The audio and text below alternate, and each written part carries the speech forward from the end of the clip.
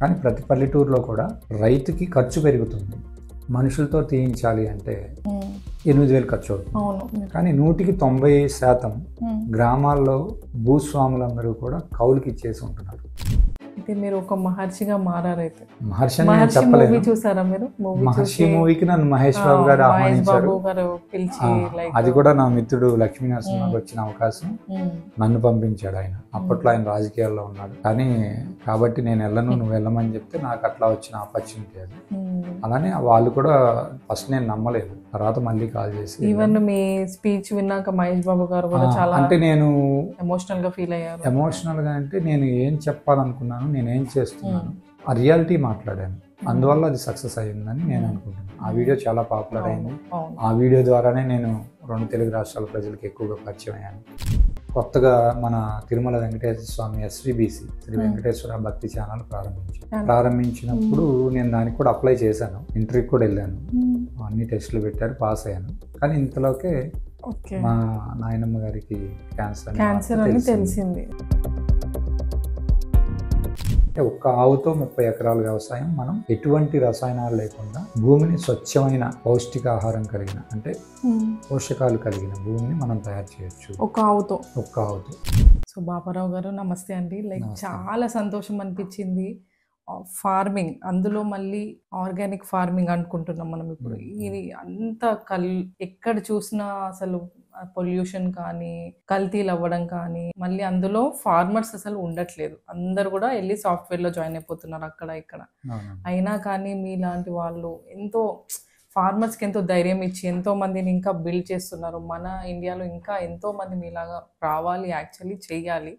So first of all చాలా ధన్యవాదాలు, మీరు మా ఛానల్కి ఈరోజు ఇంటర్వ్యూ చేస్తున్నారు. థ్యాంక్ యూ సో మచ్ అండి. సో మీ దృష్టిలో మీకు ఆ ఫార్మింగ్కి కనెక్షన్ ఎలా కలిగింది? నా దృష్టిలో ఫార్మింగ్కి కలవడం అంటే ముందు మా నాయనమ్మ గారి మరణం. వారి మరణం నాలో ఒక ఆలోచనని తీసుకొచ్చింది. వారు 2010లో క్యాన్సర్ బారిన పడ్డారు. పెద్ద పేగు క్యాన్సర్. అది కూడా ఏమి తినలేకుండా ఏప్రిల్ 2010లో వారికి క్యాన్సర్ అని తెలిసింది. ఆ సమయంలో మేము ఆవిడికి మాకున్న ఒక 60 సెంట్ల భూమిని అమ్మి ఆవిడకి ఆపరేషన్ చేయించడం అని మా గుంటూరు దగ్గర బొమ్మడేల హాస్పిటల్ అని అక్కడికి తీసుకెళ్ళాం. అప్పట్లో అది క్యాన్సర్ స్పెషలిస్ట్ హాస్పిటల్ అన్నమాట. అక్కడ తీసుకెళ్ళినప్పుడు అప్పట్లో 60 సెంట్లు 3 లక్షలకి అమ్మేశాం. తద్వారా తనకి కావాల్సిన వైద్యం చేయించి తనని బతికించుకోవాలి. అప్పటి వరకు కూడా ఆవిడ ఒక సూది మందు కానీ ఒక టాబ్లెట్ కానీ మింగిన దాఖలాలు లేవు. అలాంటి వ్యక్తికి క్యాన్సర్ అని తెలిసేసరికి మాకు ఏం చేయాలో అర్థం కాదు. కానీ కొంతమంది సజెషన్స్ వల్ల అప్పట్లో నేను చిన్నవాడిని, అప్పటికి ఇంకా పెళ్లి కూడా అవ్వలేదు. చదువుకుంటూ అంటే నా పాఠశాల విద్య వరకు చదువుకున్న తర్వాత నేను ఒక చెప్పుల షాప్లో బాయ్గా చేరాను. అప్పట్లో నేను ఒక 3 months తెనాలి చెప్పుల షాప్, నవతా షూ కంపెనీ అని. అంటే ఇంట్లో ఒక తోడు, ఆర్థికపరమైన తోడు కోసం చదవాలని ఆలోచన కూడా తక్కువే ఉండేది నాకు. లెక్కలు తక్కువ వచ్చేవి చాలా. లెక్కల మాస్టర్ కొడితే నాకు భయం వేసి తర్వాత చదవటం ఆపేసి మళ్ళీ ఈ చెప్పుల షాప్లో జాయిన్ అయిన తర్వాత చదువు విలువ తెలిసింది. అది కూడా చెప్తాను. ఈ 3 months ఫ్రీగా చేసిన తర్వాత నాకు వర్క్ నచ్చి వాళ్ళకి 800 రూపీస్ శాలరీ ఇచ్చారు 2001లో. ఇది 2001 నుంచి 1 year చేసిన తర్వాత 2002 వరకు కూడా నన్ను రాజమండ్రిలో కరోనా అని, ఇప్పుడు మొన్న కరోనా వస్తే కరోనా అని తెలిసింది, కానీ అంతకుముందే కరోనా అనే పేరుతో చెప్పుల షాప్ రాజమండ్రిలో ఉన్నాను. అది మొన్న కరోనా వచ్చినాక నాకు ఆశ్చర్యం వేసింది. దాంట్లో నేను పనిచేశానంటే ఆ కరోనా చెప్పుల షాప్కి నన్ను సేల్స్మెన్గా పంపించారు. అక్కడ నా జీతం 3,500. అప్పుడంతా ఏంటంటే నేను వచ్చింది జీతం తినడం, సరదాగా సినిమాలు చూడటం, ఉన్న కొలీగ్స్తో ఎంజాయ్ చేయడం, రాజమండ్రి అంతా తిరగడం, ఇట్లా అనిపించింది. అక్కడి నుంచి మళ్ళీ తిరుపతిలో వీళ్ళది ఇంకొక బ్రాంచ్ ఉంది, నవతా షూ కంపెనీ. ఆ బ్రాంచ్కి ఒక మనిషి తగ్గితే నన్ను అక్కడికి కూడా మళ్ళీ సేల్స్మెన్గా పంపించారు. అక్కడికి వెళ్ళిన తర్వాత నా జీవితంలో మార్పు మొదలైంది. అక్కడికి వెళ్ళిన తర్వాత ఆ చుట్టుపక్కల వెంకటేశ్వర విశ్వవిద్యాలయం, పద్మావతి మహిళా యూనివర్సిటీ, ఇలా రకరకాల పెద్ద యూనివర్సిటీస్, కాలేజెస్ చాలా ఉన్నాయి. ఒక విద్య పక్కన మోహన్ బాబు గారి కాలేజీ, ఆ, విద్యానికేతన్. ఇలాంటి విద్యార్థులందరూ మా చెప్పుల షాప్కి వచ్చి చెప్పులు కొనుక్కుంటా ఉంటే వాళ్ళ తల్లిదండ్రులు ఎంతో ప్రేమగా రే నీకు ఏది కావాలో కొనుక్కో, నీకు ఎంత డబ్బులు అయినా ఖర్చు అయినా వాళ్ళు మాకు ముందుగా చెప్పేవాళ్ళు, మా అబ్బాయి నచ్చింది ఇవ్వండి, కొంచెం రేట్ ఎక్కువైనా పర్లేదు మంచిది ఇవ్వండి అని. అంటే నా తల్లిదండ్రులు కూడా ఇలానే ఊహించుకుని ఉంటారు కదా నా గురించి, నేను చదువుకోలేకపోయాను అని ఒక గిల్టీగా ఫీల్ అవుతూ, ప్లస్ పక్కన పాపులర్ షూ మార్ట్ ఉండేది. పాపులర్ షూ మార్ట్ అధినేత చుక్కపల్లి పిచ్చయ్య గారు. మీరు అప్పట్లో కమ్యూనిస్ట్, తర్వాత ఆయన చాలా ఇన్స్పైర్డ్ బుక్స్ రాస్తుండేవాడు. చెప్పుల షాప్లో నాకు ఎవరన్నా కస్టమర్ వస్తే చెప్పులు చూయించి వాళ్ళకి అమ్మటం, మంచిగా చేయటం నా పని. మిగిలిన ఖాళీ సమయంలో పక్కన పాపులర్ షూ మార్ట్లో ఆ ఇన్స్పిరేషనల్ బుక్స్ తెచ్చుకొని చదువుకుంటుండేవాడిని. దాంట్లో అంతా కూడా మనం ఎందుకు పుట్టాము, ఎలా మనకి ఏదైనా కష్టపడితే ఏదైనా సాధ్యమే అనే ఒక ఆలోచన వచ్చే విధంగా అలాంటి రచనలన్నీ ఉండేవి వారి. చదువుతూ ఉన్నప్పుడు ఏంటంటే నాకు ఇలా చదువుకోవాలనే కోరిక కూడా కలిగినప్పుడు ఒక పేపర్లో ఓపెన్ యూనివర్సిటీలో కూడా మనం చదువుకోవచ్చు పెద్ద చదువులు అని తెలిసింది. అప్పుడు నాగార్జున యూనివర్సిటీకి అప్లై చేసి మా నవతాషు కంపెనీ మేనేజర్ శ్రీ కన్యదార వెంకటరమణ గారని వారు నన్ను ప్రోత్సహించారు. జనరల్గా ఏంటంటే షాప్లో పనిచేస్తూ ఉన్న వాళ్ళని వాళ్ళు అప్పుడు ఎడ్యుకేషన్ చేస్తామంటే ఎవరు ఒప్పుకోరు. కానీ వారి మంచితనం నన్ను ఈరోజు ఈ స్థాయికి నిలబెట్టింది. వారు అప్పుడు చదువుకోవడానికి నన్ను ప్రోత్సహించిన తర్వాత డిగ్రీ కంప్లీట్ చేశాను. సూపర్. నా వచ్చిన జీతంతో. తర్వాత నాకు చిన్నప్పటి నుంచి యానిమేషన్స్ అంటే ఇష్టం బాగా. డిస్నీ సండే ఎక్కువ చూస్తుండేవాడిని. అట్లా మా పక్క సందులో అంటే మన షాప్ పక్కనే సత్య గారని వారు ఒక ఇన్స్టిట్యూషన్ రన్ చేశారు, యానిమేషన్స్ కోర్స్. దాంట్లో PG diploma in graphic designing కోర్సులో మళ్ళీ మా రమణని బతిమలాడితే ఆయన ఒప్పుకున్నారు. దాంట్లో నేను post graduation in diploma computer applications, తర్వాత దాని తర్వాత ఇంకొక డిజైన్ మల్టీ స్టూడియో అని ఒకటి ఉంది, దాంట్లో కూడా పీజీ చేశాను. అంటే నేను మాయా, 3D ఎఫెక్ట్స్ ఇవన్నీ నేర్చుకున్నా అక్కడే. నేర్చుకుని ఇంకా ఉద్యోగ వేటలో ఉన్నప్పుడు అప్పట్లోనే కొత్తగా మన తిరుమల వెంకటేశ్వర స్వామి SVBC శ్రీ వెంకటేశ్వర భక్తి ఛానల్ ప్రారంభించారు. ప్రారంభించినప్పుడు నేను దానికి కూడా అప్లై చేశాను, ఇంటర్వ్యూకి కూడా వెళ్ళాను, అన్ని టెస్టులు పెట్టారు, పాస్ అయ్యాను. కానీ ఇంతలోకే మా నాయనమ్మ గారికి క్యాన్సర్ అని తెలిసింది. ఇంకా దాంట్లో సెట్ అవుతాను, ఇంకా స్వామివారి పాదాలు చెంతే నా లైఫ్ లీడ్ చేద్దాం అనుకున్నా. నా రెండో జన్మస్థలం లాగా అనిపిస్తుంది ఎప్పుడైనా తిరుపతి. అంటే నా మానసిక ఎదుగుదల అక్కడే జరిగింది, నా యవ్వనం అంతా అక్కడే గడిచింది. ఆల్మోస్ట్ 10 years ఉన్నాను తిరుపతిలో. చాలా బాగా అనిపించింది. ఇక SVBC భక్తి ఛానల్లో నాకు ఉద్యోగం వస్తుంది ఎడిటర్గా. ఇంకా హ్యాపీగా స్వామివారి వీడియోలు అన్నీ చేసుకోవచ్చు, మనకి ఇష్టమైన దైవం, నాకు ఇక్కడికి వచ్చినాక ఇంత మార్పు వచ్చింది అని ఒక నమ్మకం అనిపించింది. కానీ ఇంతలోకి మా నాయనమ్మ గారి క్యాన్సర్ రూపంలో నన్ను తిరుపతి నుంచి దూరం చేసింది. అప్పుడు మా నాయనమ్మ గారు, మాది వచ్చి తెనాలి పక్కన అత్తోట గ్రామం, కొల్లిపర మండలం, గుంటూరు జిల్లా కింద వస్తుంది. ఇప్పుడు కూడా అదే, ఇప్పుడు కూడా అక్కడే ఉంటున్నాము. ఈ అత్తోటకి తిరిగి వచ్చేయాల్సి వచ్చింది. అంటే ఎందుకు వచ్చేయాల్సి వచ్చిందంటే నాయనమ్మ క్యాన్సర్, తన హాస్పిటల్లో చూపించుకున్నప్పుడు తనకు అన్ని టెస్టులు అయిపోయినాయి, ఇంకొక 15 minutesలో డ్రెస్సింగ్ చేసి పైకి తీసుకెళ్ళాలి. మేము అక్కడ డబ్బులు కడుతున్నాం, ఆవిడ కూడా పక్కనే ఉంది. కానీ ఇంతలోకి ఒక నర్సు ఎవరో పాపం మరి ఆయన పొరపాటున మాట అన్నారు, ఎందుకండి 80 ఏళ్ళు దాకా వచ్చే ఆవిడకి మీరు ఇంత ఖర్చు పెట్టుకున్నా కూడా ఆవిడ బతకపోవచ్చు, ఆపరేషన్ సక్సెస్ అయినా కానీ, ఎందుకంటే పెద్ద పేగు క్యాన్సర్ కాబట్టి చెప్పలేము అని అన్నారు. ఆ మాట ఆవిడకి వినపడింది.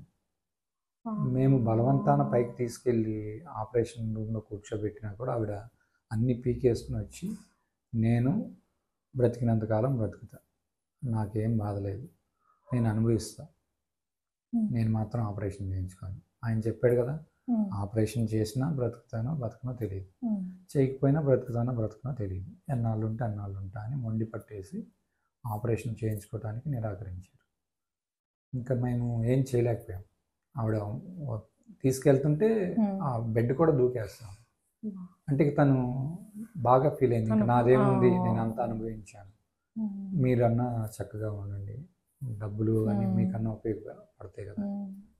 మా నాయనమ్మకి ముగ్గురు అబ్బాయిలు, ఒక అమ్మ. అంటే మా నాన్న, మా పెదనాన్న, మా బాబాయ్, మా మేనత్త. వీళ్ళు ఇంకా చూసుకోవడం ప్రారంభించారు. తర్వాత 6 months అంటే ఏప్రిల్లో జరిగిన తర్వాత వారికి ఈ క్యాన్సర్ అని, December 18th వరకు ఆవిడ పోరాడింది దాంతో. నేను అప్పుడే నిర్ణయించుకున్నా, తనున్నంతకాలం తన్నే ఉండి చూసుకోవాలి, కనీసం తనతో టైం గడపాలి. ఎందుకంటే నేను పెద్ద మనవాడిని, మా పెదనాన్నకి 2 అమ్మాయిలు, మా బాబాయ్కి ఒక అబ్బాయి ఒక అమ్మాయి, నేను పెద్ద మనవాడిని. నేనంటే కొంచెం ఇష్టంగా చూసేది, మనవరాళ్ళన్నా కూడా ఇష్టమే, కానీ జనరల్గా గ్రామాల్లో వారసుడు అనే ఫీలింగ్తో నన్ను కొంచెం ఇష్టంగా చూస్తుంది, అది నాకు అనిపించింది. అట్లా తనతో ఉండాలి అని చెప్పి ఇంతలోగా పెళ్లి ప్రపోజల్ తీసుకొచ్చి మా తల్లిదండ్రులు, మా నాయనమ్మ, మా పెదనాన్న వీళ్ళంతా. ఇంకా తను చెప్పలేం కాబట్టి నీ పెళ్ళి, పెద్ద మనవడు పెళ్ళి చూడాలనుకుంటుంది. తర్వాత ఇక మా అక్క కూతురు, మా పెదనాన్న కూతురిని పుట్టినప్పటి నుంచి గ్రామాల్లో ఏంటంటే ఒక మేనరికం కానీ మేనకోడలు అంటే ఇట్లా మాట్లాడుకుంటూ ఉంటారు. అది ఫిక్స్ అయింది. మా అక్క కూడా నాకే ఇవ్వాలని కోరింది. మాకు అప్పట్లో ఆస్తి ఏం లేదు, అప్పట్లో లేదు, ఇప్పటికీ లేదు. ఆస్తి అంటే 25 సెంట్లు ఉంది, దాంట్లోనే మా తల్లిదండ్రులు నన్ను మా అక్కని పెద్ద చేశారు. అక్కకి పెళ్లి చేశారు, అప్పటికే పెళ్ళి అయిపోయింది. తర్వాత నాయనమ్మ కోరిక మేరకు మా అక్క కూతురికి నాకు లక్ష్మీ సౌజన్య తనకి పెళ్లి చేశారు. స్మైల్ వచ్చింది ఫేస్లో లక్ష్మీ సౌజన్య అనగానే. తను కూడా బై గాడ్ గిఫ్ట్ అనుకోవాలి. ఇప్పుడు ఇలా ఈ బట్టలు వేసుకొని తిరుగుతున్నా కూడా తను ఎక్కడ అబ్జెక్ట్ చేయదు, నా ఇష్టాన్ని గౌరవిస్తుంది. తనతో నేను ఈ కోర్స్ చేసిన తర్వాత, పీజీ అయిన తర్వాత, తను అప్పట్లో డిగ్రీ చేస్తూ ఉండేది. డిగ్రీ ఫైనల్ ఇయర్లో తనకి నాకు పెళ్ళయింది. పెళ్ళయిన తర్వాత తను ఇంకా కాలేజీకి వెళ్ళడానికి ఎందుకో సిగ్గుపడింది, వెళ్ళమన్నా కూడా ఫైనల్ ఇయర్ కంప్లీట్ చేయలేదు. కానీ నేను చేసే ఉద్యోగం చేయాలన్నట్టుగా తను తెనాలిలోనే మల్టీమీడియా కోర్సులో కూడా జాయిన్ అయింది. తను కూడా ఈ యానిమేషన్స్ అన్ని నేర్చుకుంది. తిరిగి మేము నాయనమ్మ చనిపోయిన తర్వాత తన కర్మకాండలు అన్నీ అయిన తర్వాత February 2011కి హైదరాబాద్కి వచ్చాం. ఇక్కడ మా బావగారి కంపెనీలో కలిసి పని చేసుకున్నాం. ఒక 3 years తర్వాత మళ్ళీ ఇంకో కంపెనీకి అట్లా షిఫ్ట్ అవ్వాల్సి వచ్చింది. షిఫ్ట్ అయిన తర్వాత ఈ మనసులో ఏదైతే ఉందో నాయనమ్మతోటి జరిగిన ఇన్సిడెంట్ ఈ 2011లో వచ్చిన తర్వాత 2015 లోపల మళ్ళీ మా కుటుంబంలో మా మేనమామలు కూడా క్యాన్సర్తో చనిపోయారు. మా అన్నయ్యలు వాళ్ళు 2 అన్నయ్యలు, దాంట్లో ఒక పెద్ద అన్నయ్య క్యాన్సర్తో చనిపోయారు. ఇంకొక మారుట అన్నయ్యలు అంటారు, అంటే అన్నయ్య వరుస, అంటే అన్నదమ్ములు బిడ్డ, వాళ్ళకి 2కి క్యాన్సర్. ఇట్లా మా దగ్గర రిలేటివ్స్లోనే ఇంతమంది చనిపోయేసరికి నాకు ఇంకా అనిపించింది, ఓహో ఇది ఎక్కువ అవుతుంది, దీనికి సంబంధించి మనం చేయాల్సిన పని ఉంది అని. అప్పుడు నేను యూట్యూబ్లోను రకరకాలుగా, మనం ఎప్పుడు ఇంకా కంప్యూటర్ ముందే కూర్చుంటాం కదా, గ్రాఫిక్స్ ఇవన్నీ, అంటే అప్పుడు ఆన్లైన్లో నేను వెతుకుతూ ఉండేవాడిని. వెతుకుతూ ఉన్నప్పుడు మనకి ఇక్కడ ఆ విజయరామ్ గారు గురించి తెలిసింది, సేవ్ ఆర్గనైజేషన్, వారిని కలిశాను. వారిని కలిసిన క్రమంలో అక్కడ అక్బర్ అని, ఇప్పటికీ మేమిద్దరం ఎక్కడికి వెళ్ళినా కలిసి వెళ్తాం, ఇక్కడికి రావాలి యాక్చువల్గా, తను ఇంకో పని వెళ్ళాడు, తను నేను పరిచయం అయ్యాం. యాక్చువల్గా అప్పట్లో విజయరామ్ గారి Facebook account, social media account అంతా అక్బరే చూసుకున్నాడు. అలా నాకు ఇంకా జనరల్గా పరిచయం అయిన తర్వాత విజయరామ్ గారు ఒకనొక సమయంలో నీటి ఇంకుడు గుంతల కోసం నిరాహార దీక్ష చేస్తున్నారు. ట్యాంక్ బండ్ దగ్గర, లోయర్ ట్యాంక్ బండ్ దగ్గర వాళ్ళ పార్క్ ఒకటి ఉంది, ఇందిరాగాంధీ పార్క్. అక్కడ మేము నరసింహ వచ్చారు కదా ఇంతకుముందు, ఇంకా 4 ఫ్రెండ్స్ని మోటివేట్ చేసి నేను కూడా వెళ్ళి విజయరామ్ గారితో 3 days ఏం తినకుండా కూర్చున్నాం, మంచినీళ్ళు కూడా తాగల. 3వ రోజు గొంతంతా చాలా ప్రాబ్లం అయిపోయి ఆల్మోస్ట్ 15 days బాధపడ్డాం. తెలియదు మాకు అలా జరుగుతుందని, అలాంటి హెల్త్ ఇష్యూ వస్తుందని. కానీ మనం చేసే పనిలో నిజాయితీ ఉండాలి, ఆయన మంచి కోసం చేస్తున్నారు, మనం కూడా అంతే నిజాయితీగా నిరాహార దీక్షలో కూర్చున్నాను. అట్లా అంటే అప్పట్లో విజయరామ్ గారు ప్రకృతి వ్యవసాయం గురించి చెప్తుండేవారు, ప్రకృతికి దగ్గరగా ఉండేవాళ్ళు. ఆ విధానంలో మేము విజయరామ్ గారితో కలిసి పనిచేసి ఈ విధానంలో వచ్చిన తర్వాత ఇంకా శివప్రసాద్ రాజు గారని వారు ఇప్పుడు హైదరాబాద్లోనే ఉంటారు. వారు సీడ్ సేవర్ అనమాట. సబర్మతి అక్క గారని ఒడిస్సాలో ఉంటారు. వారు 2021లో మన భారత ప్రభుత్వం ద్వారా పద్మశ్రీ అవార్డు తీసుకున్నారు. వారి దగ్గర 1400 రకాల దేశీయ వరి విత్తనాలు ఉన్నాయి. అలానే వారి సంభవ్ ఆర్గనైజేషన్ అని ఒకటి ఉంది. సంభవ్ ఆర్గనైజేషన్ యొక్క బ్యాక్గ్రౌండ్ ఏంటంటే 90 ఎకరాల్లో వాళ్ళ నాన్నగారు బీడు భూమిని అడవిని చేశారు. మట్టి కుండలతో నీళ్లు మోసి 90 ఎకరాల విస్తీర్ణాన్ని అడవిని తయారు చేశారు. ఆ చుట్టుపక్కల ప్రాంతంలో ప్రజలందరూ ఇది అసంభవం అని చెప్తే, లేదు ఇది సంభవం అవుతుందని సంభవం అనే ఒక పేరుతో ఆర్గనైజేషన్ చేశారు. ఆ పేరుతో వారు దాన్ని సంకల్పంగా తీసుకొని అక్కడ ఒక అడవిని తయారు చేశారు. అక్కడ అక్క వారి తర్వాత అక్కగారు దాన్ని హ్యాండ్ ఓవర్ చేసుకొని 1400 వెరైటీస్ ఆఫ్ ప్యాడీ అంటే బియ్యంలో రకాలు 1400 రకాలు వారి దగ్గర ఉన్నాయి. ఇలాంటివన్నీ మాకు ఈ ప్రయాణంలో తెలిసాయి. అప్పుడు ఇంకా దృఢమైన సంకల్పం తీసుకున్నాం, మనం ఖచ్చితంగా ప్రకృతి వ్యవసాయం చేయాలి, రసాయన రహితమైన వ్యవసాయం చేయాలి.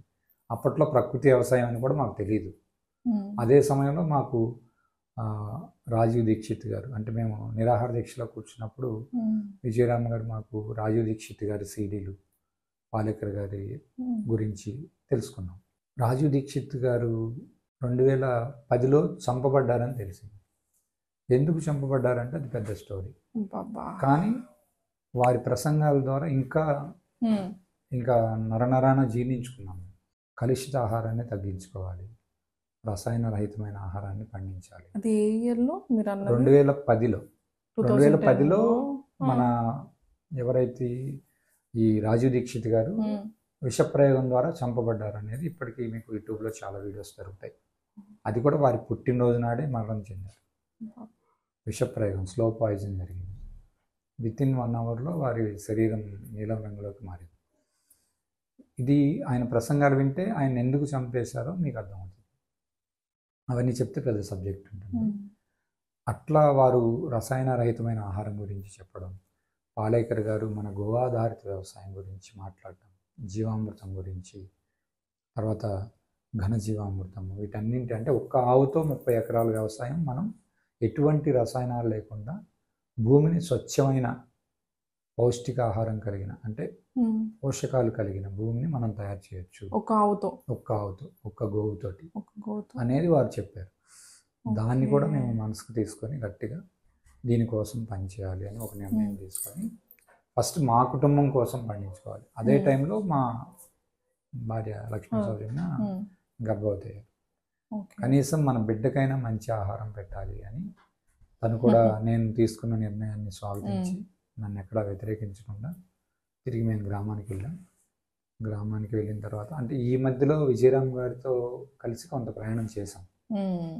ఒక వ్యవస్థని నిర్మాణం చేశారు ఆయన.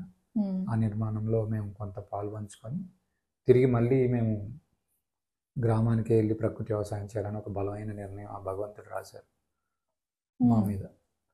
అంటే ఈ శరీరం ద్వారా ఏం పని చేయించుకోవాలో ఆ పని చేయించడానికి ఆయన నిర్ణయం తీసుకున్నారు. కాబట్టి తిరిగి మళ్ళీ మేము బ్యాక్ టు మై హోమ్. అంత పెద్ద డిసిషన్ తీసుకున్నారు.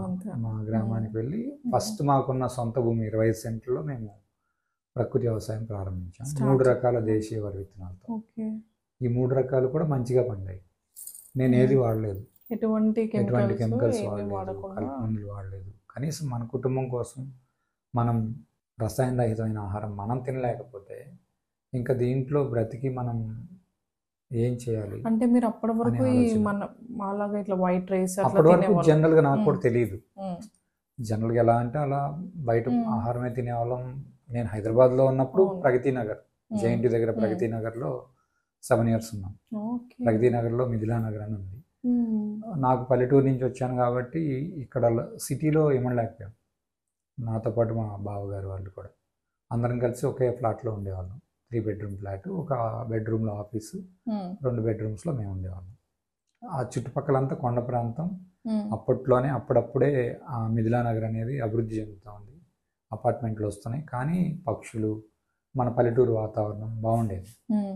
కాబట్టి అక్కడ స్థిరపడిపోయాం. 6 ఏళ్ళు ఎక్కడికి కదలలేదు, ఒకే ఫ్లాట్లో ఉన్నాం. ఓకే. అట్లా చేస్తూ ఉండగా మనకి ఈ విధానంలో మేము ముందుకెళ్ళాం కదా. ఊరిని బాగా చేసుకోవాలి మీరు. అంటే ఇక్కడికి వచ్చినా కూడా నేను మా ఫ్రెండ్స్తో మాట్లాడాల్సి వచ్చేది. ఓకే. ఖాళీగా ఉన్నప్పుడు ఫోన్లు చేసి ఏం చేస్తే, ఇక్కడ ఎవరు మాట్లాడటానికి ఇష్టపడేవాళ్ళు కాదు. అపార్ట్మెంట్ కల్చర్ మాకేదో కొత్తగా అనిపించింది. అంటే మనం ఇక్కడ సంపాదిస్తున్నాం మంచిగానే, కానీ ఆప్యాయంగా మాట్లాడి, అంటే మేమున్నాం ఒక 6 to 7 మెంబర్స్ కలిసి ఒక ఇంట్లో ఉండేవాళ్ళం, కానీ సరదాగా బయటకు వస్తే ఎవరు ఉండేవాళ్ళు కాదు. అంటే అసలు మాట కలపడానికి కూడా వాళ్ళు చూసి జస్ట్ అలా మొక్కుబడిగా నాకు వెళ్ళిపోయేవాళ్ళు. అదేదో నాకు నచ్చేది కాదు, కానీ తప్పని పరిస్థితుల్లో మనం ఉద్యోగం చేస్తున్నాం కాబట్టి ఉన్నాం. మరి మీరు అక్కడ నుంచి ఇక్కడ షిఫ్ట్ అయినప్పుడు ఆర్థికంగా మీకు ఇబ్బందులు ఏం కలగలేదు? చాలా ఇబ్బంది ఉంది, ఎందుకంటే మేము ఆర్థిక పరంగా ఏం ఆలోచించకుండా నేను గుడ్డిగా వచ్చేసాను. ఎందుకు అంటే ముందు మనం మంచి ఆహారం తినాలి. మా భార్య నేను ఈ వ్యవసాయాన్ని ఎంచుకున్న తర్వాత నాకు కనీసం మొబైల్లో రీఛార్జ్ చేసుకోవడానికి కూడా డబ్బులు లేవు. తిరిగి తను చేసిన పని ఏంటంటే, అంటే కొంతమంది చేత కొన్ని పనులు చేయించాలంటే వారికి సపోర్ట్గా ఒక వ్యక్తిని, ఒక కుటుంబాన్ని, ఒక వ్యవస్థని సపోర్ట్గా పంపిస్తారు స్వామి, దేవుడు. అలా నా విషయంలో తను ఇంటికి వెళ్ళిన తర్వాత మళ్ళీ తను ఏం చేసిందంటే టాలీ అని ఒకటి నేర్చుకుంది. తనకి లెక్కల్లో బాగా క్లవర్, మంచిగా లెక్కలు అన్నీ చూడడం, అవన్నీ రాయడం చేస్తుంది. తను మళ్ళీ నేను ఖాళీగా ఉండను, నీకు సపోర్ట్గా ఏదో ఒకటి చేయాలి అని చెప్పి తను మళ్ళీ తెనాలి వెళ్ళి సొంతగా డబ్బులతోటి కొంత నెలకు కొంచెం కట్టేలాగా టాలీ నేర్చుకుని ఒక 3 months కష్టపడి, 3 months కష్టపడిన తర్వాత ఒక తెనాలిలోనే ఒక అప్పడాల కంపెనీ వారు ఉద్యోగం ఇచ్చారు.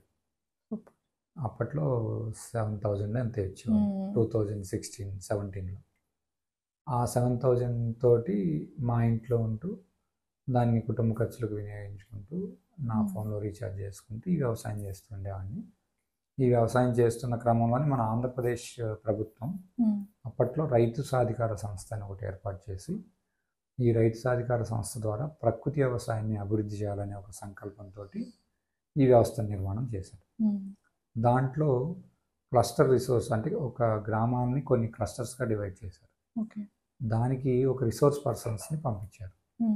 మనది అత్తోట క్లస్టర్ అనేది, మన అత్తోటను క్లస్టర్గా చేశారు. అత్తోటను ఎందుకు క్లస్టర్గా చేశారంటే, అత్తోట గ్రామంలో రైతులు కొంచెం ముందంజలో ఉంటారు ఆలోచన పరంగా.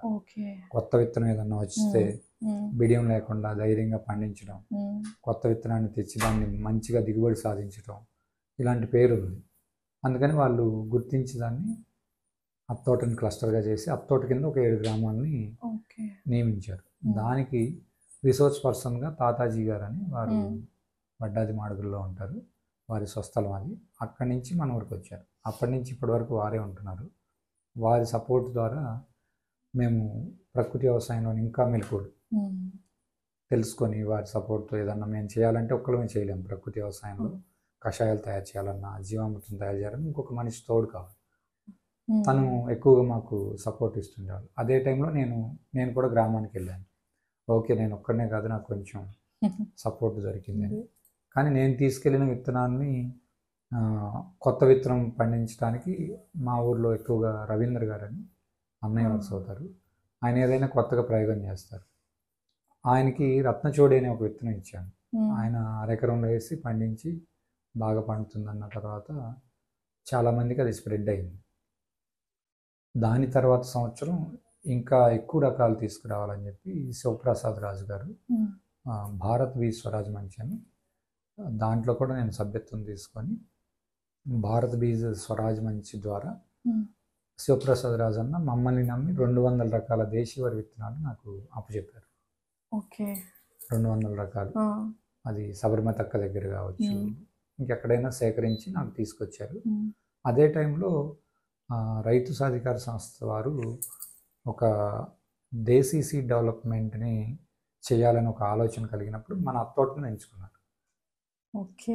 అది మేము దేశీ విత్తనాలు పండిస్తున్నాం అనేది ముమ్మరంగా ఇంటర్నల్గా గ్రామ స్థాయిలో, మండల స్థాయిలో వీళ్ళందరికీ బలంగా చెప్పాం. మా మనసులో ఏముందో దాన్ని అప్పటి నుంచి మొన్న 2022 వరకు మేము దాన్ని ప్రచారం చేస్తూ ఉంటే రీసెంట్గా ప్రకృతి వ్యవసాయం ఆంధ్రప్రదేశ్ విభాగంలో వాళ్ళు దేశీ విత్తనం అనే ఒక 9 ప్రిన్సిపల్స్ పెట్టారు. ఓకే. ఈ 9 ప్రిన్సిపల్స్లో ఒక ప్రిన్సిపల్ దేశీ విత్తనం కంపల్సరీ వాడాలనే ఒక నిబంధన కూడా పెట్టారు. అది మాకు చాలా సంతోషం అనిపించింది.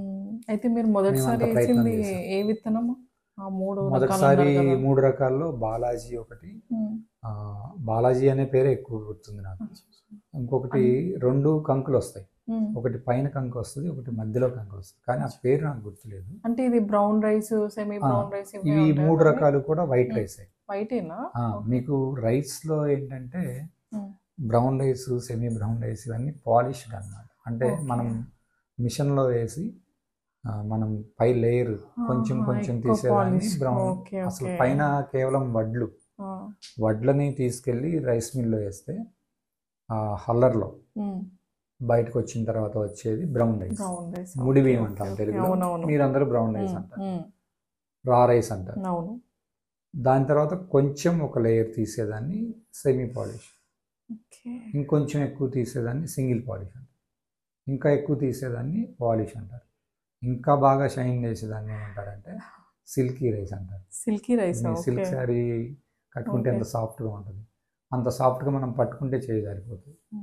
ఇన్ని రకాల ఒక్క బియ్యాన్ని ఇన్ని రకాలుగా మనం. అయితే ఇవి వైట్ రైస్ లోనే మీరు ఆర్గానిక్ చేస్తారు, మరి రెడ్ రైస్, బ్లాక్ రైస్ అవి కూడా ఉన్నాయండి. అంటే ఇది ఆర్గానిక్ కాదు. ఆర్గానిక్ అంటే ఆర్గానిక్ కెమికల్స్, ఫర్టిలైజర్స్, పెస్టిసైడ్స్ ఉంటాయి. ఇది రసాయనిక వ్యవసాయం కన్నా దారుణమని మన పాలేకర్ గారు చెప్తుంటారు. ఎందుకంటే అది ఇంకా హార్మ్ఫుల్ అని మా యొక్క భావన.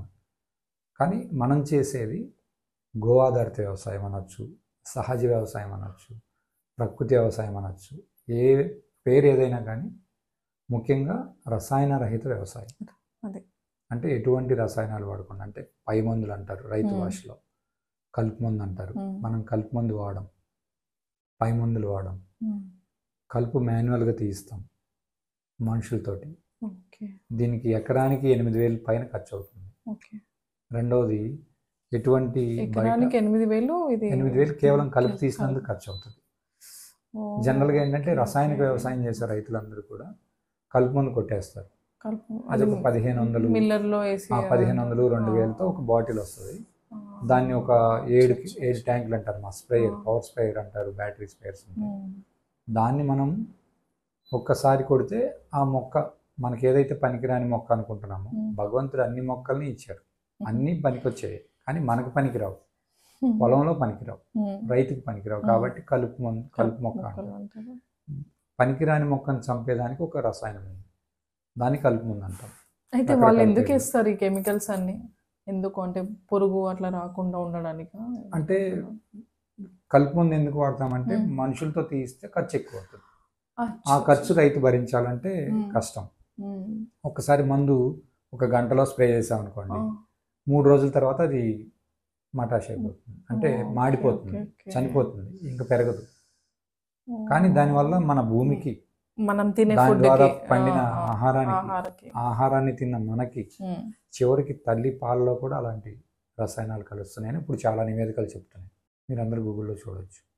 ఇలాంటివేమీ మేము వాడాల్సిన అవసరం లేదు. కానీ చాలామంది, ముఖ్యంగా మా గ్రామంలో వంటి అన్ని పల్లెటూరులోనే మనం వ్యవసాయం చేసేది, కానీ ప్రతి పల్లెటూరులో కూడా రైతుకి ఖర్చు పెరుగుతుంది. మనుషులతో తీయించాలి అంటే 8,000 ఖర్చు అవుతుంది. కానీ 190% గ్రామాల్లో భూస్వాములందరూ కూడా కౌలుకి ఇచ్చేసి ఉంటున్నారు. కౌలుకి అంటే 1 ఎకరం పొలం ఉందనుకోండి, ఈ ఎకరం పొలం మనం సంవత్సరం రోజులు పండించుకున్నందుకు, అంటే 365 రోజులు పండించుకున్నందుకు 30,000 నుంచి 35,000 వరకు ఉంది. అంటే ఆ భూమి యొక్క సారాన్ని బట్టి, మన యొక్క సౌకర్యాన్ని బట్టి, అంటే రోడ్డుకి వాలుగా ఉందనుకోండి కొంచెం 2,000 ఎక్కువ ఉంటుంది. లోపల పొలం అనుకోండి, మన చిన్న గట్టు మీద నడిచెళ్ళే పొలం అనుకోండి, ఇంకో 2-3,000 తక్కువ ఉంటుంది. ఇట్లా మనకి డిపెండ్స్ ఆన్ దాని కంఫర్ట్ని బట్టి మనకి ప్రైస్ తేడా ఉంటుంది, కౌలు రేట్. కానీ 190% గ్రామాల్లో ఈ రోజుకి కూడా, మా ఊర్లో కూడా వీళ్ళందరూ చేసేది కౌలు రైతులు, నాతో సహా. ఈ రోజుకి నాతో సహా నేను కౌలు రైతునే.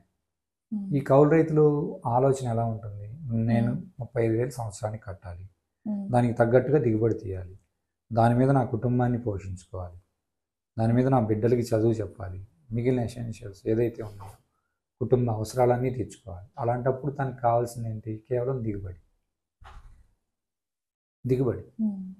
కానీ ఆ దిగుబడి ఎలా రావాలి, దానికి ఎన్ని మందులు కావాలంటే అన్ని మందులు, ఎన్ని పోషకాలు కావాలంటే అన్ని పోషకాలు కృత్రిమంగా ఇవ్వాలనే ఒక ఆలోచన పెరిగింది. కాబట్టి వాళ్ళకి మంచి ఆహారం తినాలనే ఉంటుంది, కానీ ప్రాపర్గా వాళ్ళని గైడ్ చేసే ఎడ్యుకేటెడ్ పర్సన్స్ గ్రామాల్లో లేకపోవటం. రెండోది, వాళ్ళని ప్రతి నిమిషము ప్రతిరోజు వాళ్ళని కేర్ టేక్ చేసి ఇలా చల్లకూడదు అని చెప్పే వ్యక్తులు లేరు. కాబట్టి ఆ విధానంలో రైతు సాధికార సంస్థ అనే సంస్థ వచ్చిన తర్వాత మనకి కొంచెం సపోర్ట్ దొరికింది గ్రామంలో. కానీ ఎగతాళి చేసి వెక్కిరించిన వాళ్ళు ఉన్నారు. అలా వెక్కిరించిన వాళ్ళే మళ్ళీ ఇప్పుడు నేను మంచి పని చేస్తానని గౌరవించే వాళ్ళు తయారయ్యారు. రెండోది ఏంటంటే, అప్పట్లో మన ఎవరైతే ఫేమస్ పర్సన్స్ అనుకుంటామో, ఫర్ ఎగ్జాంపుల్ అప్పట్లో మేము ప్రకృతి వ్యవసాయం చేస్తున్న సమయంలో మమ్మల్ని ఎగతాళి చేసిన వాళ్ళందరూ ఒక న్యూస్ పేపర్ క్లిప్పింగ్ తోటి ఎగతాళి చేయటం మానేశారు. దానికి కారణం ఏంటంటే, అప్పట్లో ముఖ్యమంత్రి గారు శ్రీ నారా చంద్రబాబు నాయుడు గారు వారు ప్రకృతి వ్యవసాయం గురించి మాట్లాడటం మొదలుపెట్టారు. ఫస్ట్ టైం ఆయన పాలేకర్ గారిని తీసుకొచ్చి పెద్ద మీటింగ్ పెట్టారు గుంటూరు నాగార్జున యూనివర్సిటీ ఆపోజిట్లో. ఆ సమయంలో వారు ప్రకృతి వ్యవసాయం చేయండి, మంచి ఆహారం తినండి అని చెప్పి ఆ హెడ్డింగ్స్ చాలా మెయిన్ ఎడిషన్లో పెద్దగా వచ్చాయి. అప్పుడు అరే వీడు చేస్తుంది ఏదో మంచి వ్యవసాయమే, మన ముఖ్యమంత్రి గారే మాట్లాడుతున్నారు అనే ఫీలింగ్ తోటి వాళ్ళందరూ కొంచెం ఆలోచన చేయటం మొదలుపెట్టి ప్రకృతి వ్యవసాయం చేయడానికి కొంతమంది ఇంట్రెస్ట్గా ముందుకు వచ్చారు. సత్యనారాయణ అని మా తమ్ముడు అవుతారు, శ్రీనివాస్, ఇంకా రకరకాల మంది ఉన్నారు, సాంబయ్య గారు, రోసయ్య గారు, వీళ్ళందరూ మా గ్రామంలో మాలాగా చేసే ప్రకృతి వ్యవసాయం చేసే మంచి రైతులు. అంటే మా ఊర్లో అందరూ రైతు కుటుంబాలే, కానీ వాళ్ళకి చేయాలని ఉంటుంది.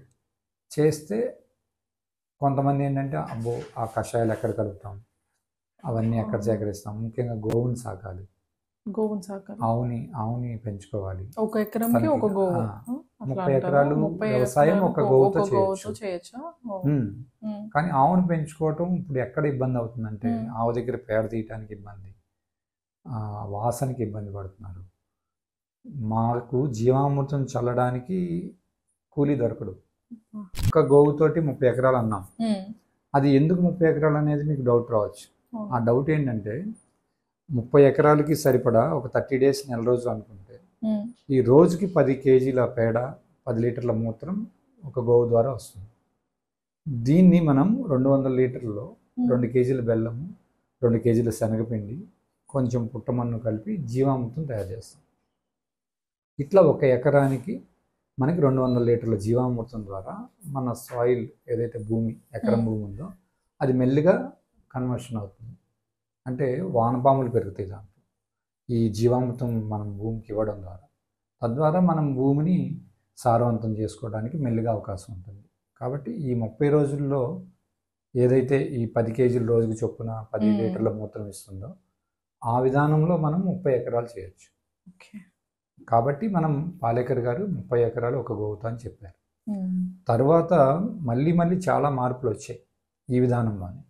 ఇప్పుడు మన గ్రామాల్లో ప్రీ మాన్సూన్ డ్రై సోయింగ్ అంటారు. అంటే మన వేసవిలో కూడా రెండో పంట అయిన తర్వాత ముందుగానే నవధాన్యాలు, రకరకాల విత్తనాలన్నీ కలిపి, అంటే నూనె గింజలు, పప్పు గింజలు, ఇలాంటివన్నీ కలిపి జనుము, పిల్లి పిసర, ఇలాంటి రకరకాల జీలుగా, ఇలాంటి విత్తనాలన్నీ కలిపి కూడా మనం భూమిలో చల్లుతున్నాం, మళ్ళీ తడిపెడుతున్నాం.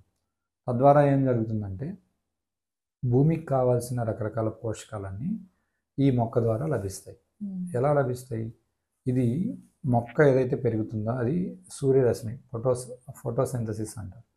ఈ కిరణజన్య సంయోగ క్రియ ద్వారా మొక్క సూర్యుడి ద్వారా ఆహారాన్ని తీసుకొని, గాలి ద్వారా, తేమ ద్వారా తీసుకొని, తద్వారా భూమికి కావాల్సిన నత్రజనిని తన యొక్క వేర్లలో ఒక చిన్న బుడుపుల రూపంలో దాచుకుంటుంది. ఈ వేర్ల తర్వాత హెయిర్ రూట్స్ అని ఉంటాయి, అంటే వెంట్రుకవాసి వేర్లు కూడా ఉంటాయి. ఆ ఈ బుడిపిల్లలో ఉన్న ఏదైతే ఈ నత్రజని ఉందో దాని యొక్క సారం ఈ చిన్న హెయిర్ రూట్స్ ద్వారా ఓకే. బయటికి విసర్జింపబడతాయి. ఆ యొక్క ఫ్లేవర్ని తీసుకోవడానికి, దాని యొక్క సారాన్ని తీసుకోవడానికి ఎక్కడెక్కడ ఉన్న సూక్ష్మజీవులన్నీ ఆ మొక్క చుట్టూ చేరుతాయి. తద్వారా భూమి ఆ ప్రాంతం అంతా గుల్లబారిపోతుంది. ఇది సైంటిఫికల్గా చాలా రీసెర్చ్ జరుగుతూ ఉంది. ఓకే. ఇది బిహైండ్ సైన్స్, ప్రకృతి వ్యవసాయం వెనుక ఉన్న శాస్త్రీయత. దీనికి నిరూపణ జరుగుతుంది. చాలామంది ఈ ప్రకృతి మీద ప్రేమ ఉన్న శాస్త్రవేత్తలు చాలా రకాల మైక్రోస్కోప్స్ ద్వారా, రకరకాల ఎక్విప్మెంట్స్ ద్వారా, బ్రిక్స్ అని ఒక వెరైటీ, బ్రిక్స్ అని ఒకటి ఉంది, దీని ఫుల్ మీనింగ్స్ అన్నీ ఉన్నాయి. దీని ద్వారా చాలా ఈ విధానాన్ని ముందు తీసుకెళ్ళాలి ప్రజల్లోకి. దీని ద్వారా ప్రకృతి వ్యవసాయ విధానం ద్వారా 365 రోజులు మనం భూమిని కప్పి ఉంచడం ద్వారా మనకి ఎంత మేలు జరుగుతుందంటే ఈ క్లౌడ్ బరస్ట్, క్లైమేట్ చేంజ్, ఇవన్నీ ఏదైతే మాట్లాడుకుంటున్నామో అవన్నీ తగ్గుతాయి. ఎందుకు క్లైమేట్ చేంజ్ అవుతుంది? భూ ఉపరితలం పైన ఆకాశానికి మధ్యలో మనకి ఎన్ని నదులు ఉన్నాయో మన దేశంలో, దానికి డబల్ వాటర్ మనకి గాలిలో తేమ రూపంలో ఉంది. దీన్ని మనం భూమిలోకి ఇంకించవచ్చు. అట్లానే కార్బన్ లెవెల్స్ కూడా ఎక్కువ ఉన్నాయి. ఈ కార్బన్ లెవెల్స్ ఎక్కువ అయినప్పుడు హ్యూమిడిటీ పెరిగిపోతా ఉంది. ఈ హ్యూమిడిటీని తగ్గించుకోవాలి, ఈ భూ ఉపరితలం పైన ఉన్న కార్బన్ లెవెల్స్ని భూమిలోకి ఇంకించాలి అంటే మన ముందున్న ఒకే ఒక మార్గం భూమిని పచ్చదనం రూపంలో కప్పి ఉంచాలి. మన శరీరాన్ని ఎలాగైతే బట్టల రూపంలో మనం కాపాడుకుంటామో సూర్యరశ్మి నుంచి, వాన నుంచి, వీటన్నింటి నుంచి, అలానే భూమిని కూడా పచ్చని రూపంలో అంటే పచ్చటి మొక్కల ద్వారా మనం ఎక్కువ కప్పి ఉంచడం వల్ల ఈ కార్బన్ లెవెల్స్ అన్నీ కూడా మొక్కల ద్వారా భూమిలోకి ఇంకింపబడతాయి. అయితే ఎలాంటి భూమినైనా మనం ఇప్పుడు ఈ ప్రకృతి భూమిలాగా మార్చొచ్చు అంటే మామూలుగా కెమికల్స్ యూజ్ చేసిన భూమి ఉంటది కదా, కెమికల్స్ యూజ్ చేసిన భూమినైనా కూడా తిరిగి మళ్ళీ మార్చొచ్చు. కొంచెం సమయం పడుతుంది. అప్పటికప్పుడు ఇప్పుడు మనకి జ్వరం వచ్చింది అనుకోండి, కేవలం మన 60 కేజీల శరీరం జ్వరం వస్తేనే వారం నుంచి 15 రోజులు పడుతుంది. అలాంటిది ఇంత పెద్ద భూమి తల్లి రసాయనాల వల్ల అనారోగ్యం పాలై అనారోగ్యం, అది అపోహ. మా భూమికి రండి, చూపిస్తాను నేను. మా భూమిలో మీరు చెప్పులు లేకుండా కాలు పెట్టండి, మీకు అర్థమవుతుంది. ఎందుకంటే ఇప్పుడు మన 60 కేజీల శరీరం 15 రోజులు పడుతుంది రికవరీ అవ్వడానికి. అలాంటిది అంత పెద్ద భూమి తిరిగి ఆరోగ్యవంతం అవ్వాలంటే కొంత సమయం తీసుకుంటుంది. ఇన్ని రోజులు రసాయనిక ఆహారం తినలేదని చెప్పట్లేదు. ఈ విధానం తెలియకముందు మేము తిన్నాం, మనందరం తింటున్న వాళ్ళమే. అలానే మనకు 99% అన్నీ దొరుకుతాయా అంటే మేము బియ్యం పండిస్తున్నాం. మాలాగా పప్పు దినుసులు పండించే వాళ్ళ దగ్గర కొన్ని కలెక్ట్ చేసి కస్టమర్స్ అడుగుతున్నారు కాబట్టి సేకరించి ఇస్తున్నాం. మరి మిగిలిన వాటి పరిస్థితి ఏంటి అంటే మనకు అవకాశం లేదు, తప్పదు. అవకాశం ఉన్న వాటి వరకు మనం అమృతం లాంటిది ఆహారం తినాలి కదా. ఇలాంటి వాదన కొంతమంది చేస్తుంటారు. ఇప్పటికీ కూడా చాలా మంది పాలిష్ రైస్ తింటున్నారు, అదే బెటర్ అని అంటున్నారు కదా డైజెషన్ కి. పాలిష్ రైస్ అంటే శాస్త్రీయంగా అయితే పాలిష్ రైస్ పైన ఉన్న ఫైబర్ అంటే ముడి బియ్యం పైన ఉన్న ఫైబర్ని అంతా రిమూవ్ చేసేసి కేవలం లోపల గ్లూకోజ్ లెవెల్స్ ఉండే బియ్యమే పాలిష్ బియ్యం. తద్వారానే ప్రతి ఇంట్లో కూడా షుగర్ పేషెంట్ పెరుగుతున్నారు. ఎందుకు పెరుగుతున్నారు అంటే ఈ తెల్ల బియ్యం తినడం. అంటే మామూలు బియ్యం తినొచ్చు, కానీ పూర్తిగా తెల్ల ఆహారం తినడం వల్ల ఏం జరుగుతుందంటే మీకు దీంట్లో ఉండే కార్బన్ లెవెల్స్ మన బాడీలోకి వెళ్ళి ఒక్కసారిగా రక్తంలో కలుస్తున్నాయి. మనకు ఇప్పుడు వచ్చే ఉద్యోగాలు, పనులన్నీ ఏంటి? కేవలం మైండ్తో పనిచేసే పనులు, శారీరక శ్రమ లేదు. ఉదయాన్నే లేచి జిమ్కి వెళ్ళాలంటే పని సరిపోదు, ఆఫీస్ టైం అయిపోద్ది. ఈవినింగ్ ఎప్పుడో వస్తాం, అలసిపోతాం, స్నానం చేసి పడుకుంటాం. ఇంకా శరీరానికి శ్రమ ఎప్పుడు ఇస్తున్నాం? కానీ మళ్ళీ ఇంకొకటి మానసిక ఒత్తిడి. వీటన్నింటి వల్ల కూడా ఇప్పుడు ఎక్కువ మందికి రీసెంట్గా విన్నాను నేను, యంగ్స్టర్స్లో ఇన్సులిన్ రెసిస్టెన్స్ అనేది పెరుగుతుంది. అంటే ఇన్సులిన్ ఉత్పత్తి అవ్వటం అనేది తగ్గుతుంది. తద్వారా ఏమవుతుంది, చిన్న వయసులోనే డయాబెటీస్ పాలవుతున్నారు. దానివల్ల 25 ఏళ్ళు వాళ్ళు 30 ఏళ్ళు నాకు ఇప్పటికీ కాల్స్ వస్తూనే ఉంటాయి. ఏమంటే మాది చాలా చిన్న వయసు, బోర్డర్లో ఉన్నాను, నేను ఏం బియ్యం తినాలి, బ్రౌన్ రైస్ తినాలా, ఇట్లా రకరకాల క్వశ్చన్స్ అడుగుతారు. వీళ్ళందరికీ కారణం మన ఆరోగ్య విధానం. ఈవెన్ వాళ్ళ ఆహారపు విధానం. అంటే కొంతమంది వాదిస్తారు, మా పేరెంట్స్ వాళ్ళ పేరెంట్స్ కూడా వైట్ రైస్ తిన్నారు, ఏం కాలేదు వాళ్ళకి అట్లా. మంచి కానీ క్వశ్చన్. మన వాళ్ళకి ఎందుకు ఏం కాలేదు? వాళ్ళు కడుపు నిండా తెల్ల బియ్యం ఇంత తిన్నా కానీ, ఇంత బియ్యం తిన్నా కానీ వాళ్ళకి ఒంటి నిండా శరీర శ్రమ ఉండేది. మనం ఇంత తిన్నా కానీ కనీసం ఇంత పని కూడా చేయలేకపోతున్నాయి. మొత్తం జాబ్స్ అన్ని సెడెంటరీ లైఫ్. ఇప్పుడు 8 to 9 అవర్స్, మాక్సిమం 10 అవర్స్ కూడా కూర్చునే వాళ్ళు కదలకుండా ఉన్నారు. మరి శరీరానికి శ్రమ ఎక్కడి నుంచి వస్తుంది? పోనీ చెమటన్నా పోస్తుందా అంటే ఏసీలు పెట్టుకుని కూర్చుంటున్నాం. మన బాడీకి ఫైబర్ శరీరం అనేది ఇప్పుడు కదలిక జరిగితేనే కదా మన శరీరంలో ఉన్న ఆ పవర్. ఇప్పుడు మనం ఫ్యాన్ వేస్తేనే కదా కరెంట్ ఖర్చు అయ్యేది. అలానే మన శరీరం కదల్చకుండా ఒకే చోట కూర్చుని నా శరీరంలో ఉన్న షుగర్ లెవెల్స్, అదే గ్లూకోజ్ అంతా కరగాలి అంటే ఎలా కరిగింది? అది ఒకేసారి మనకి అరిగిపోవటం, తద్వారా ఒకే చోట పేరుకుపోవటం. అది అంటే వైద్య భాషలో ఏమైనా అనొచ్చాము, డాక్టర్స్ చెప్తారు అది. నేను డాక్టర్ని కాదు, కానీ నాకు తెలిసినంత వరకు దీంట్లో ఉన్న శాస్త్రీయత ఇది. తెల్ల బియ్యం పూర్తిగా పాలిష్ అవటం వల్ల దాంట్లో మిగిలేది కేవలం గ్లూకోజ్. ఆహారం తినడం వల్ల, ఆ బియ్యం తినడం వల్ల త్వరగా శరీరంలో రక్తంలో కలిసిపోవడం వల్ల, దానికి తగ్గ మనం ఎక్సర్సైజ్ శారీరక శ్రమ లేకపోవడం వల్ల, అది ఎక్సర్సైజ్ అనొచ్చు. ఇప్పుడు ఇల్లు ఉడ్చే పని కూడా ఎక్సర్సైజే. మనం జిమ్కి ఏమైనా మనం బట్టలు ఉతకడానికి వాషింగ్ మిషన్ వచ్చాయి, ఆ బట్టలు ఉతకట్లేదు. అలా అని వాళ్ళని తప్పు పట్టట్లేదు. ప్రస్తుత పరిస్థితి ఏంటంటే ఒక్క నిమిషం కూడా ఖాళీ ఉండట్లేదు. సో ఇప్పుడు అంటే మామూలుగా గైనకాలజిస్ట్ దగ్గరికి వెళ్ళినప్పుడు తెలిసింది, చాలా మంది ఆడపిల్లలకి PCODs కానీ హెల్త్ ఇష్యూస్, ఫర్టిలిటీ ఇష్యూస్ చాలా వస్తున్నాయి కదా. ఈ బ్రౌన్ రైస్, ఈ మన ఫైబర్ రైస్ వల్ల యూజ్ అవుతుందా వాళ్ళకి? అంటే కొంచెం తగ్గచ్చు అంటారా? దీంట్లో మీకు తమిళనాడు ప్రాంతానికి చెందిన ఒక మంచి విత్తనం ఉంది, దీన్ని పూంగార్ అంటారు. ఓకే. ఈ పూంగార్ రైస్ ఎరుపు రంగులో ఉంటాయి.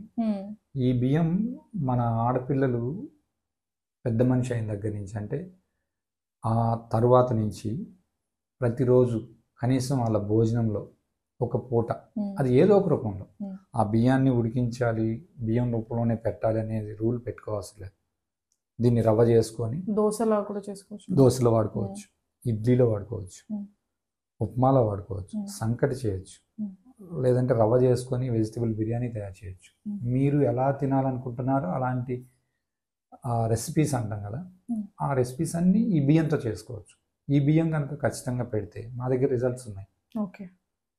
ఆడపిల్లలకి గర్భాశయంలో నీటి పొడుగులు తగ్గుతాయి, చాలా ఎక్కువైపోయినాయి. నెలసరి సమస్యలు. ఒక ఆడపిల్లకి ఈరోజు ఇవాళ 14వ తేదీ, ఈ నెల 14వ తేదీ వారికి నెలసరి వస్తే మళ్ళీ వచ్చే నెల 20 వస్తుందో తెలియదు, 24 వస్తుందో తెలియదు. అలాంటి సిచ్యువేషన్స్తో ఎంతోమంది ఆడబిడ్డలు స్ట్రగుల్ అవుతున్నారు. వాళ్ళు కనుక ఈ బియ్యం తింటే, మరి డాక్టర్ గారు గ్యారంటీ ఇస్తారో లేదో తెలియదు, ఈ బిళ్ళలు వాడాలనే చెప్తారేమో ఈ PCOD ఇష్యూస్కి. కానీ నేను ప్రత్యక్షంగా చూసిన వాళ్ళల్లో వాళ్ళకి వితిన్ 3 monthsలో ఈ నెలసరి సమస్యలు కంట్రోల్ అయ్యాయి. అధిక రక్తస్రావం, నెలసరి వచ్చినప్పుడు ఇవన్నీ ఆడబిడ్డలు చెప్పుకోలేరు అందరికీ. కానీ నా దగ్గర పరిష్కారం కోసం ఫోన్ చేసి అడిగినప్పుడు నేను మనస్ఫూర్తిగా చెప్తాను, వాళ్ళకి అర్థమవుతుంది. అది కావాల్సిన వాళ్ళు ప్రత్యేకంగా ఫోన్ చేసి తీసుకుంటారు. నెలకి 10 kgs వాడితే ఈ బియ్యం అలా 3 months, అంటే వారి యొక్క శరీర తత్వాన్ని బట్టి, అంటే ఆ బియ్యం వాళ్ళకి అబ్జర్వ్ అయిన దాన్ని బట్టి, బాడీలో మెటబాలిజాన్ని బట్టి కొందరికి 40 రోజుల్లో మార్పు రావచ్చు, కొందరికి 60 రోజులు పట్టవచ్చు, కొందరికి 90 రోజులు పట్టవచ్చు, ఇంకొందరికి 6 నెలలు పట్టవచ్చు. డిపెండ్స్ ఆన్ మన శరీరం. ఇది ఏ రైస్ అన్నారు మీరు? పూంగార్ రైస్, POONGAR. ఓకే. ఈ పూంగార్ రైస్ కనుక మనం మన ఇంట్లో ఆడబిడ్డకి, చిన్నపిల్ల అంటే 8 years నుంచి అబౌవ్ 50 వరకు పెడితే చాలా మంచి. నవడేస్ చాలా మందికి డయాబెటీస్, షుగర్ ఎక్కువ మందికి వస్తున్నాయి కదా, సో వాళ్ళకి ఏ రైస్ అయితే బెటర్? అట్లాంటిది నవారా రైస్. మీకు ప్రతి ఇంట్లో ఒక షుగర్ పేషెంట్ ఉన్నారు. ఇప్పుడు మీరు అడిగారు కదా తెల్ల బియ్యం తింటే ఎట్లా అని. ఈ తెల్ల బియ్యం బదులుగా ఫైబర్ కంటెంట్ ఉన్న ఆహారం తీసుకోవాలి. లేదా ఈ నవారా బియ్యం, మన బియ్యంలోనే నవారా బియ్యం, ఇది కూడా ఎర్రగానే ఉంటుంది. ఎర్ర బియ్యంలో నా దగ్గర 35 రకాల వడ్లు ఉన్నాయి. కానీ చాలా పాపులర్ అయిన వెరైటీస్, పాపులర్ మీన్స్ ప్రస్తుత సమాజంలో ఉన్న సమస్యనికి అనుగుణంగా మన దగ్గర ఉన్న బియ్యం కాబట్టి వాటిని ప్రజలు యాక్సెప్ట్ చేస్తున్నారు. ప్రతి ఇంట్లో షుగర్ పేషెంట్ ఉన్నారు. 100కి 100 మంది ఆడపిల్లలు ఉంటే 100 మందిలో 80 మందికి కనీసం ఇలాంటి నెలసరి సమస్యలు ఉన్నాయి. కాబట్టి పూంగార్ బాగా పనిచేస్తుంది. రెండోది ప్రతి ఇంట్లో షుగర్ పేషెంట్ ఉన్నారు. వాళ్ళకి ఈ లో గ్లైసమిక్ ఇండెక్స్ అనే ఒక పదార్థం, అంటే గ్లైసమిక్ ఇండెక్స్ అనే పదార్థం చాలా తక్కువ ఉన్న బియ్యం నవారా. ఒకప్పుడు బాగా నవారా, ఇప్పటికి కూడా దాన్నే ప్రమోట్ చేస్తున్నాం. ప్రమోట్ మీన్స్ ప్రజలకి అర్థమయ్యేలాగా చెప్తున్నాం. అంటే చాలా మందికి తెలియదు ఎట్లా వండుకోవాలో, అది కూడా చెప్తాను, వండుకునే విధానం కూడా చెప్తాను. ఇప్పుడు రీసెంట్గా పొక్కూర్ అని ఇంకొక వెరైటీ మేము సాగు చేసాం. దాన్ని కూడా షుగర్ పేషెంట్స్కి 3కి 4కి ఇచ్చాం. వాళ్ళకు కూడా ఇంచుమించు నవారాతో పాటుగా షుగర్ లెవెల్స్ కంట్రోల్ అవుతున్నాయి. అయితే ప్రెగ్నెంట్ ఉమెన్ కూడా తినచ్చా ఈ రైస్? అంటే ప్రెగ్నెంట్ సమయంలో షుగర్ కనుక కొంతమందికి ఈ మధ్య వస్తుంది, ఆ ఫోన్ కాల్స్ కూడా వస్తున్నాయి. మేము ఇప్పుడు 3వ నెల అండి, 4వ నెల, ఇట్లా మాకు కూడా షుగర్ ఉందని చెప్పారు డాక్టర్ గారు, ఈ నవారా బియ్యం తినడానికి మేము ఆసక్తి చూపిస్తున్నాం అని వాళ్ళు కూడా కాల్ చేస్తున్నారు. వాళ్ళు కూడా తినొచ్చు. దీంట్లో పైగా మీకు గర్భవతులు తినొచ్చు బాగా. ఎందుకు తినొచ్చు అంటే దీంట్లో మీరు గర్భవతి అయిన తర్వాత ప్రతి డాక్టర్ మీకు ఇచ్చే ఫస్ట్ ట్యాబ్లెట్ ఐరన్ ట్యాబ్లెట్ ఉంటుంది. ఫోలిక్ యాసిడ్ ఉంటుంది. ఈ ఐరన్ ట్యాబ్లెట్కి బదులుగా, అంటే దాన్ని ఆపేయమని నేను చెప్పను కానీ, రిచ్ ఐరన్ కంటెంట్ ఉండే బియ్యము నవారా. ఈ నవారా బియ్యం తిన్న వాళ్ళకి రక్తహీనత తగ్గుతుంది.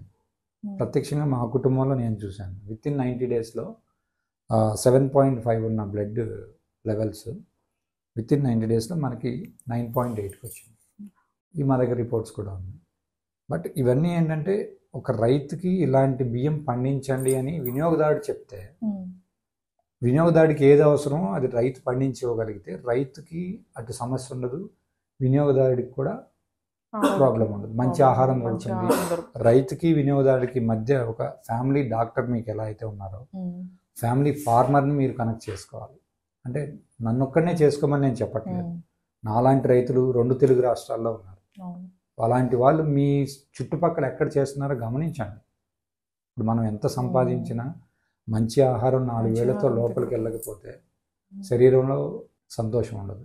ఆ సంతోషం కావాలంటే ఎక్కడి నుంచి వస్తుంది? ఆరోగ్యంగా ఉంటేనే కదా. ఆరోగ్యంగా ఉండాలంటే ఎక్కడి నుంచి వస్తుంది భోజనం? రైతు దగ్గర నుంచి. మరి ఆ రైతు మంచిగా పండిస్తేనే కదా మీకు మంచి ఆహారం లభిస్తుంది. అలాంటి మాలాంటి రసాయన రహితమైన వ్యవసాయం చేసే రైతుల్ని మీ ప్రాంతంలో మీరు గుర్తించండి. నా దగ్గరికే రమ్మని నేను అడగట్లేదు, అలా కోరుకోను కూడా. ఎక్కడికక్కడ మాలాగా ప్రకృతి వ్యవసాయం చేసే రైతుల్ని పెంచుకోవాల్సిన బాధ్యత వినియోగదారులే. వినియోగదారులు అంటే ప్రజలే. వాళ్ళకి ఏది ఎక్కడ కావాలి? ఇప్పుడు మీరు ఎక్కడ, మీ స్వస్థలం ఎక్కడమ్మా? హైదరాబాద్ నగరం పుట్టినప్పటి నుంచి. కానీ కొంతమంది పల్లెటూరు నుంచి నగరానికి వలస వస్తారు ఉద్యోగ రీత్యా, వ్యాపార రీత్యా. కానీ వీళ్ళందరికీ ఏదో ఒక రూపంలో ఫార్మర్ కనెక్ట్ అయి ఉంటారు. కానీ వీళ్ళు పట్టించుకోరంటే వాళ్ళ పాపం వాళ్ళకున్న వ్యాపార ఆలోచనలు, ఉద్యోగ ఆలోచనలతో పట్టించుకోరు. కానీ ఇప్పటి నుంచి మీరు చేయాల్సింది ఏంటంటే, మీ గ్రామంలో ఉన్న ఒక రైతును గుర్తించండి. మీరు సంవత్సరానికి బియ్యంకు ఎంత ఖర్చు పెడుతున్నారో ఆలోచించండి.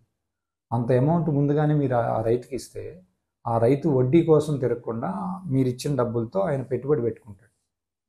మీకు కావాల్సిన బియ్యం రసాయన రహితంగా పండించి మీకు ఇస్తాడు. మీరు అడగండి. అయితే మనకి రైతుకి నాకు ₹1 ఎక్కువ ఇచ్చి నేను కొనుక్కుంటాను అంటే సంతోషంగా మీకు ఎటువంటి రసాయనాలు వేయకుండా పండించే రైతులు చాలా మంది ఉన్నారు. కాకపోతే మనం వాళ్ళకి రైతుకి కల్పించాల్సింది ఏంటంటే ప్రజలు భరోసా.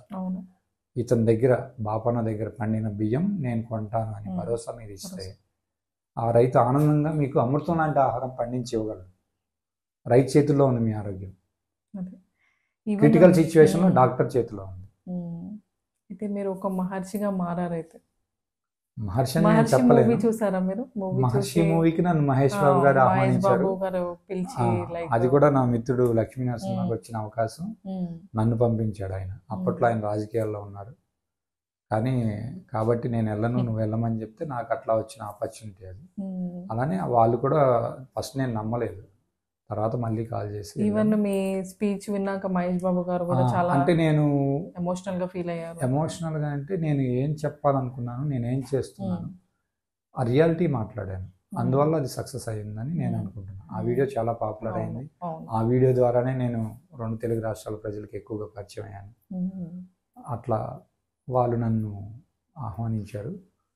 తర్వాత మహర్షి అని నేను అనుకోను, కానీ అసలు అలాంటి ఫీలింగ్లో నేను ఉన్నాను.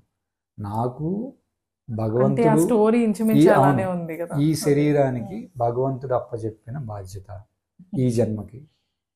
కాబట్టి నేను అది ఎప్పుడైతే మనకు తెలుస్తుందో ఆ పనిలో మనం నిష్ణాతులు అవుతానికి ప్రయత్నం చేస్తూనే ఉంటాం నిత్యం. ఇది ఒక ఆధ్యాత్మిక చింతన ఉంటేనే ఇలాంటి మానసిక స్థితి ఏర్పడుతుంది. ఎందుకంటే చాలామంది నాకు కాల్స్ వస్తాయమ్మా. మేము సాఫ్ట్వేర్లో రీసెంట్గా ఒక అతను ఫోన్ చేశారు, జస్ట్ 1 వీక్ బ్యాక్. అతనికి సంవత్సరానికి 15 లక్షల ఆదాయం. ఒక వీడియోలో ఒక పెద్ద ఆయన 3 లక్షలు నెలకు ₹1,00,000 ఆదాయం తీయొచ్చు అని చెప్పారంట. వస్తాయి. ₹1,00,000 ఆదాయం ఎప్పుడు వస్తుంది? మనం దానికన్నా ముందు పెట్టుబడి పెట్టాలి.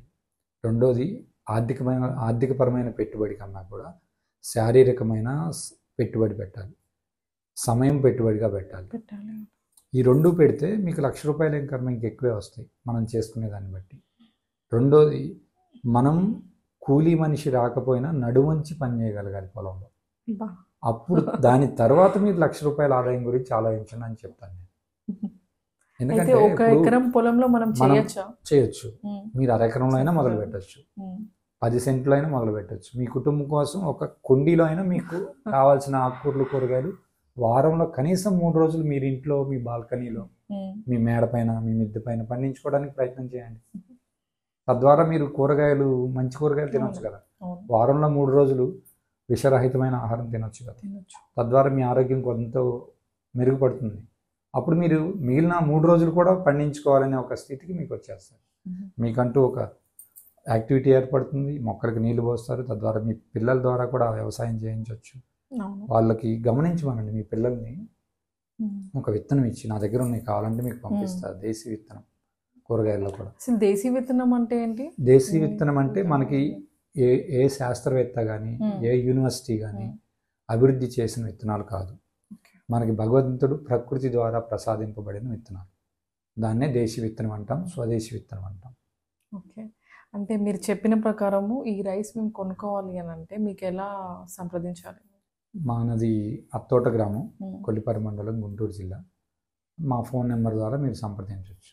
మా ఫోన్ నెంబర్ వచ్చి 9100307308. ఇది అందరికీ చాలామందికి తెలుసు. ఫోన్ ఎత్తట్లేదని తిట్టేవాళ్ళు కూడా ఉంటారు, మెసేజ్లు పెట్టేవాళ్ళు ఉంటారు. కారణం ఏంటంటే అలా అయిపోయింది. ఈ మధ్య 2వ నెంబర్ కూడా యాడ్ చేసాం. అంటే కాల్స్ వస్తూనే ఉంటాయి. కొన్నిసార్లు ఎంగేజ్ వస్తుంది, కొన్నిసార్లు పొలం పనిలో ఉంటాం. అంటే మా సమస్య అక్కడ ఏంటనేది అవతల ఫోన్ చేసే వాళ్ళకి కనపడదు కదా, కేవలం వాళ్ళు వింటారు, చూడలేరు. అదే ఇంకోటి చిన్న పిల్లలు కానీ. ఇంకొక నెంబర్ వచ్చి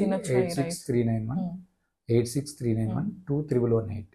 ఈ 2 నెంబర్లో సంప్రదిస్తే ఉదయం 9 నుంచి సాయంత్రం 4-5 గంటల్లోపు మీరు సంప్రదించవచ్చు. చిన్న పిల్లలకు కానీ పెద్దవాళ్ళకి కానీ ఈ రైస్ పెట్టచ్చు? ఖచ్చితంగా పెట్టచ్చు అండి. ఎవరైనా తినొచ్చు.